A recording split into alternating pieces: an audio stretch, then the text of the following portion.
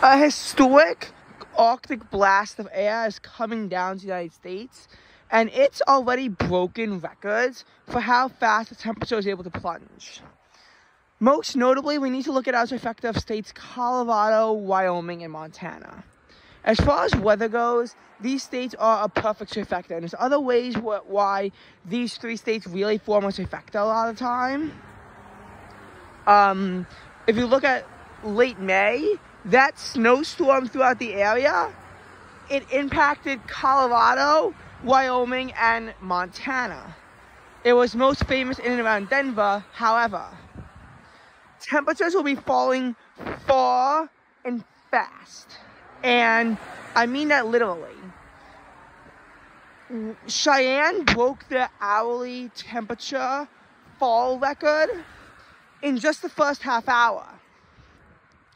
Temperatures went from 42 degrees Fahrenheit down to 5.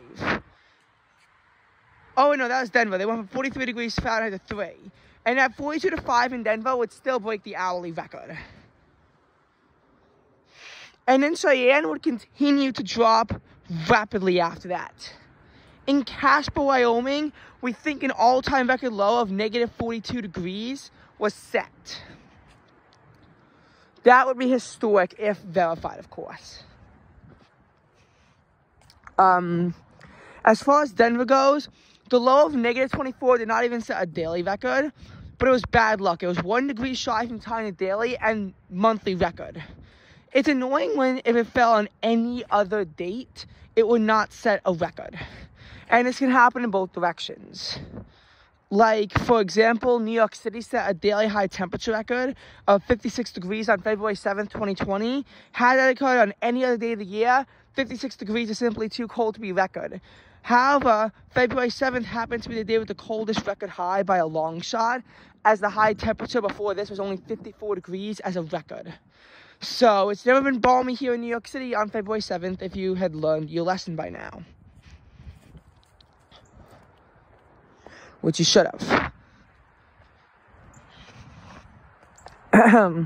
So, anyway, this is like record-breaking Arctic blast that's coming down.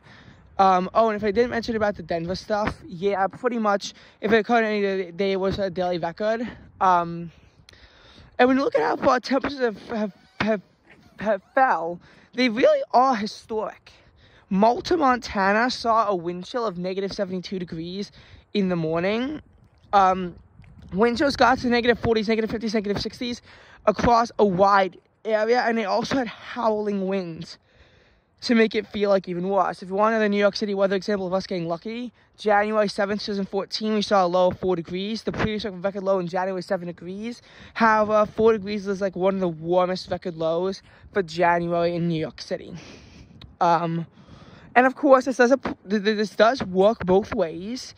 You can get lucky, you can get unlucky, but that's how a negative 24 degree temperature in Denver that doesn't set a record low is still noteworthy. It was the coldest it got in Denver in 32 years, and it was on such a big Arctic blast. I mean, temperatures fell 75 degrees in 18 hours, which is one of the largest drops there on record. If you think that the 50 degree drop from the spring in Denver is impressive, then this is honestly even more astounding. And that cold front was impressive, but it's nothing compared to this. And they all occur in the same year, which I think makes it even crazier. Also, frigid temperatures were also recorded in Boise, Idaho, and Spokane, Washington, although Boise did realize a temperature above 0. This Arctic blast has sent temperatures dropping in some places, 30 plus degrees in an hour. In some places, they dropped 10 degrees in just 10 minutes or so. That's really quickly. That's a really quick drop as it's engulfing the area, and you have this immediate drop, and then it's just getting colder. It's similar-ish to the Great Blue Norther. The only issue is that it's not starting off as warm, so temperature drops can't be quite as impressive because they're starting just a little bit above average, not that much above average, and then they're plunging to near record lows. It's also, of course, resulting in heavy snow. In Wichita, Kansas, 8,000 people lost power due to the snow, which also shut off portions of Interstate 435 in Missouri. But the storm's legacy still has a lot left to go. We still have brutal temperatures that we have to contend with in the Midwest, as well as a winter storm that's plowing its way over here. And then the Northeast. So right now, where I am now, it's definitely not warm. However, it is in the mid to upper 40s right now, and it's cloudy. The clouds are helping to raise the temperature ahead of the storm system. Temperatures will hit the mid-50s early in the morning before they go down.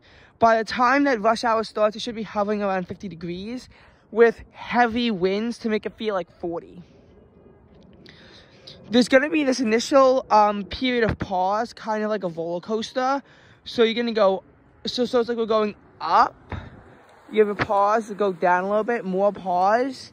But then temperatures will eventually unleash their Arctic fury once the gates are opened.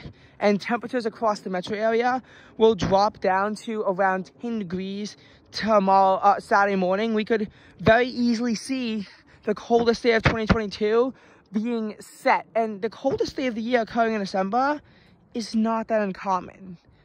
But it would be when you consider how below average January was. January is around 3 to 3.5 degrees below average across the metro area last year. So once you factor that in, then yes, it does become a little bit more impressive as far as the extreme temperature drop here.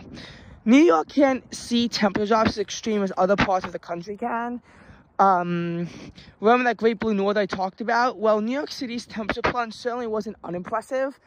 But 69 degrees down to 26 degrees from the afternoon of November 12th to the morning of November 13th was not that impressive in terms of the norther going. And, you know, it was a bit of a small drop, but the thing is, New York City can't always see these extremes that other parts of the country can see so easily because we're surrounded by water. Again, heavy gusty winds. It's going to be very poor travel around Christmas time. This is a very dangerous Christmas front that's going to lead to a lot of damage, but the storm still has, I'm going to warn you this, the storm has a lot of legacy left to write. It's already become a notable system in its starting point, which is along the Rockies. But this storm system has a long, long, long way to go until it is actually finished with its legacy. So there's going to be a lot left to write about. The storm system is definitely not over yet. And it's going to be getting better. I will say this, it's going to be getting better. And we should enjoy a relatively warm New Year's Day, if it makes you feel any better, as the warmth will slowly begin to build back on each other. But we're probably going to be in for, at least in the New York metro area, a 4-day-long cold wave due to the impacts of this Arctic front. Oh, and by the way, good luck to the people in Wyoming, because, again, I cannot imagine what a negative 40-degree air temperature would be like when you also have howling winds. The winds can't be as howly if it's that cold, but I mean, I still really feel bad for those people who had to get up in the negative 40s, who had to deal with temperatures dropping 40 degrees in an hour.